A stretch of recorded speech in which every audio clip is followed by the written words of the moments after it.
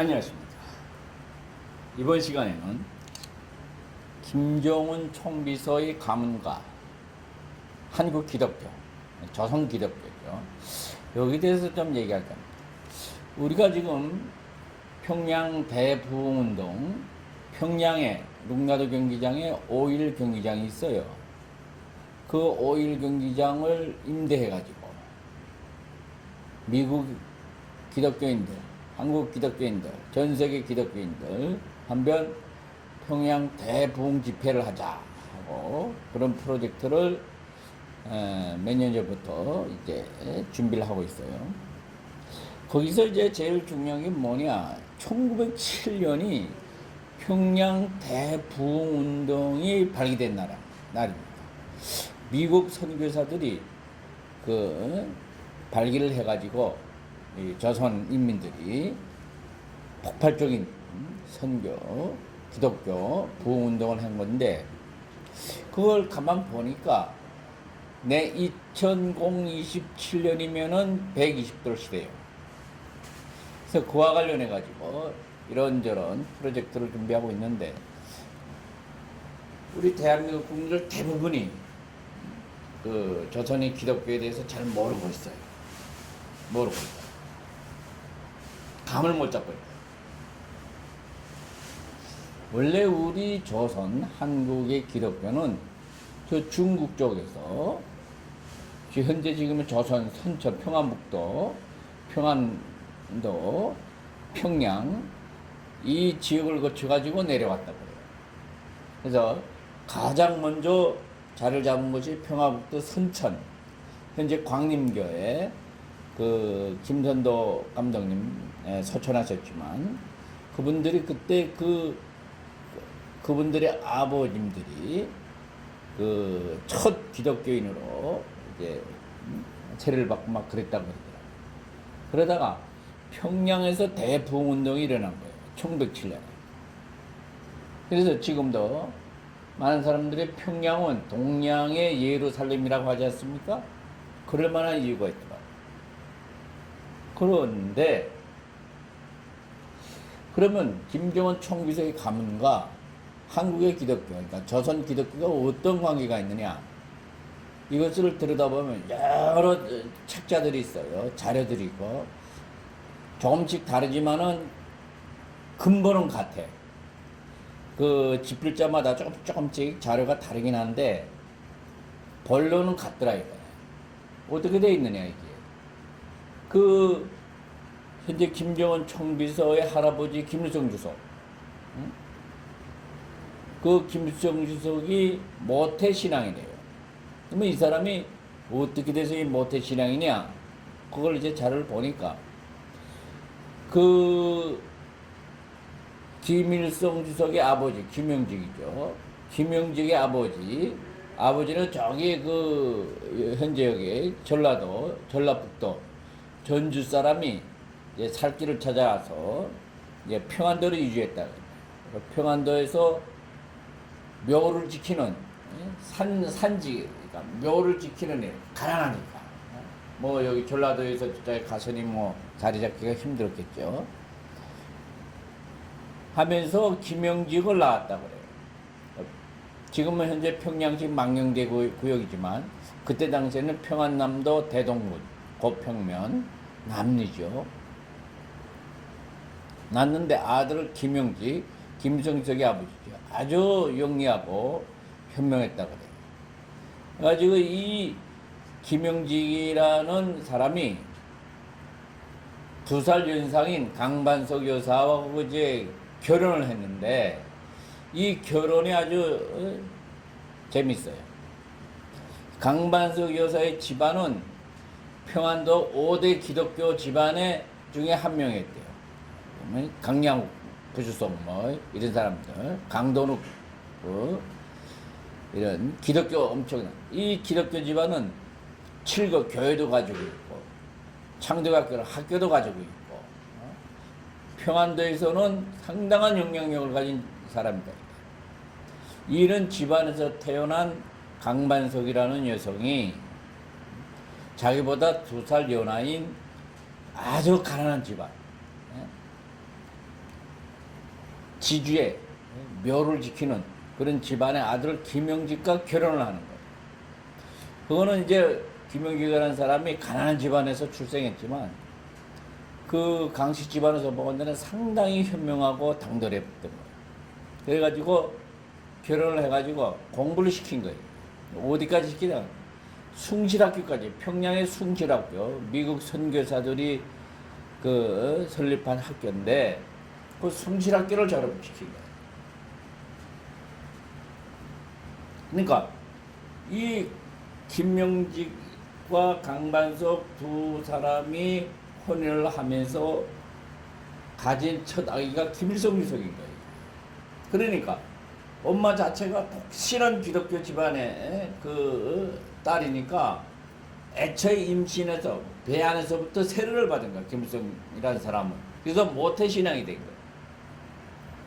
누가 뭐 이렇게 뭐 다니다가 교회 전도해서 이렇게 된 게 아니고 애초에 그 집안은 평안도의 독실한 기독교 집안이었고 영향력 있는 집안이었기 때문에 결혼을 하고 첫 임신하면서 다 세례를 받은 거예요.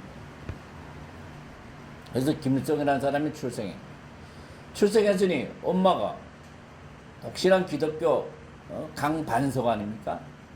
기독교인이다니까 엄마 손을 잡고 태어나서부터 엄마하고 헤어질 때까지 만주 가가지고 헤어질 때까지 계속 교회 다니고 그 교회가 바로 손 목사 만주의 영향력 있는 기독교 목사였죠. 이 김영직이라는 김일성 주석의 아버지는 독실한 기독교이면서도 상당한 민족주의 독립운동가였는데 사실에 여기에 보니까 국민회의에서도 평안도 지역 영향력을 가졌고 이것이 선교를 목적으로 의사 했어. 근데 이 의사를 어떻게 했느냐? 현재 여기 서울에 있는 연희전문학교 그 연희의학전문학교잖아요. 그 의학전문학교 가짜 졸업증을 걸어놓고 저기 평안도 지금 이제는 평양이죠. 그 강동에 가가지고 의사를 해. 한의원 의사. 그러니까 그때는 뭐 한의원 뭐 이런 거. 근데 그것이 의사를 하면서 병 보러 사람들이 찾아오죠. 그러면 병도 봐주고 선교를 한 거야. 선교만 하면 뭐 별 문제 없었는데 거기서 항일 선전을 또 한 거야. 그러니까 그런 이 신학학교를 나와가지고 기독교 학교를 나와가지고 가짜 의학대학 졸업증을 가지고 가짜 의사 노릇을 하면서 기독교 선교와 함께 항일 선동, 독립운동을 해. 그것이 신고가 된 거예요. 그래서 만주로 피신해간 거예요. 만주. 여기 일본 경찰에서는 붙잡아라! 해가지고 신고가 됐습니다. 그래서 한번 만주에서 잡혀서 압송을 당하다가 탈출된 거예요. 그러니까 그런 집안에서 나왔기 때문에 김일성이라는 사람이 그런데 그때 당시 만주 지역에는 항일운동을 주도한 것이 소련공산당이 파견한 동만공산당이 주도를 한 거예요.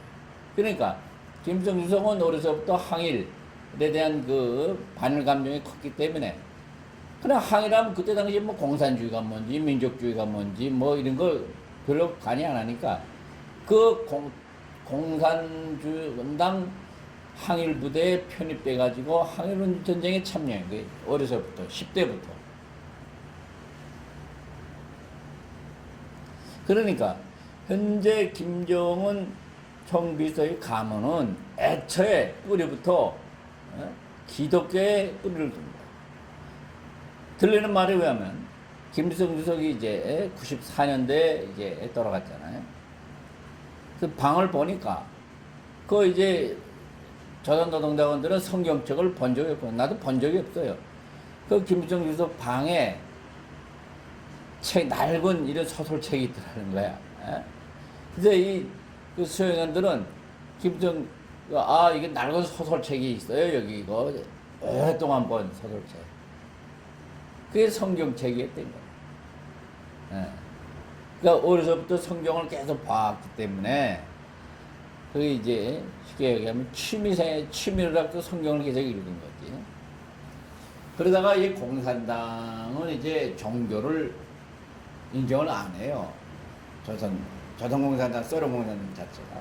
이게 왜 그러나 내가 한국에 와가지고 이거 보니까 그 이해가가 왜 기독교, 불교 이런 종교를 타파하느냐. 그 공산주의자들은 인민들을 억압하고 착취하고 하는 지주 자본가도 나쁜 사람이지만 그 지주 자본가들하고 공모해가지고 또 그런 노동자 농민을 회유 기만해가지고 주머니 터는 그 종교인들도 나쁜 놈들이다. 이렇게 본다고. 그렇기 때문에 특히 기독교, 불교 이런 사회적으로 확산을 못되게 하고 그걸 청산해버린 거예요. 지주 자본가 종교에는 그놈이 그놈들이다. 다 똑같은 놈들. 그것이 꼭 틀린 소리는 아니야. 내가 한국과 30년 동안 나도 지금 강릉교회 30년 남아 다니고 있는데 이거 지금 우리 사회를 보면 이 기독교인들이 온갖 사회적 불화를 일으켜. 그리고 정치적 목적으로, 경제적 목적으로 기독교라는 명분으로 뭉쳐가지고 불법 편법을 공공연해하거든. 그러니까 공산당이 전혀 잘못 본 건 아니에요. 이 종교가 그렇게 잘못된 걸 있다. 정말 순수하고 이런 종교에 대해서는 공산당도 인정을 해요.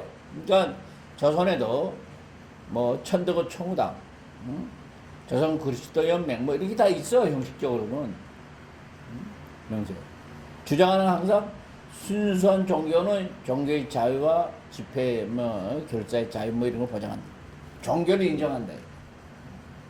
그러나 이런 종교의 부패한 종교에 대해서는 가차없이 청산한다. 내가 오늘 이거 얘기하는 거예요. 뭐 때문에 얘기하느냐? 이제 김정은 총비서가 트럼프하고 이제 만나거나 이제 거래가 있을 건데, 지금 중국, 러시아가 조선을 지원할 수 없는 게 딱 두 가지가 있어요. 하나는 국제 금융 시스템의 제재를 중국이나 러시아가 풀 수가 없어요. 미국이 그건 딱 지고 있으니까. 다음 하나는 종교 문제, 기독교 특히. 이 기독교는 애초에 조선이 동양의 최고의 뿌리를 가지고 있지만 다 청산하기 때문에 스스로 이것을 이렇게 활성화할 수가 없어요. 이거는 미국의 도움이 없이는 조선의 기독교 문제도 해결할 수 없는. 그러니까 김정은 총비서가 그냥 트럼프에게 도움받을 건 이 두 가지죠. 뭐 경제적 지원 뭐 이런 거 이제는 필요 없어요. 중국 러시아가 차고 넘치니까. 기름이나 식량은 차고 넘치니까 이제는 그런 데서 걱정 안 해. 이제 조선 사람들은 농사 뭐 이런 거 별로 하지 않아도 돼. 그래서 직접적인 당사자는 우리 한국 기독교인들, 한국 기독교는 이거 어떻게 이거 해결할 거냐? 근데 한국 기독교가 현 상태로 대한민국의 헌법이나 뭐 국가보안법 이런 상황에서 조선과 기독교적인 접촉은 불가능해요. 왜냐하면 우리 한국의 기독교는 순수한 기독교가 아니에요. 왜냐하면 내가 꼼꼼히 들여다봤어요. 이거는 1940여 년도 일본이 패망하고 조선 총독권을 미국에 넘길 때게, 그 전까지는 일본에서는 천황 숭배였어. 강권 식민 통치였고, 이걸 미국에 넘기면서 미국이 대한민국을 수립하면서 미국식 자유민주주의 정치제도와 기독교를 이제 도입해가지고 건국을 하도록 한 거예요. 그러니까 4대 매국노가 친일 매국노가 되고 일본이 패망하니까 이 친일 매국하시던 분들이 친미가 돼야 되겠는데 이 친미가 되기 위해서는 두 가지를 해야 했어요. 하나는 반공에 앞장서야 했고 하나는 기독교인이 되는 거였어요. 그러니까 이 친일 세력들이 살아남기 위한 수단으로 기독교인과 반공 일설이 나온 거예요, 이게. 그러다 보니까 대한민국의 이제 기독교, 특히 이북에도 많이 이제 내려왔잖아요. 이 기독교는 순수한 기독교가 아니고 이런 시대적 변화, 정치적 목적, 그 자기 사회적 생존을 위해서 만들어진 종교다. 그렇기 때문에 이 한국의 기독교는 조선의 어떤 그런 뭐 접촉을 한다 하면 이거는 정치적 성격이 되는 거예요. 때문에 조선에서는 이걸 철저히 배척하는 거예요, 한국 기독교. 그러니까 조선의 기독교 문화가 다시 활성화되기 위해서는 반드시 미국의 도움이 필요하다. 오늘은 여기에 대해서 말씀드립니다. 감사합니다.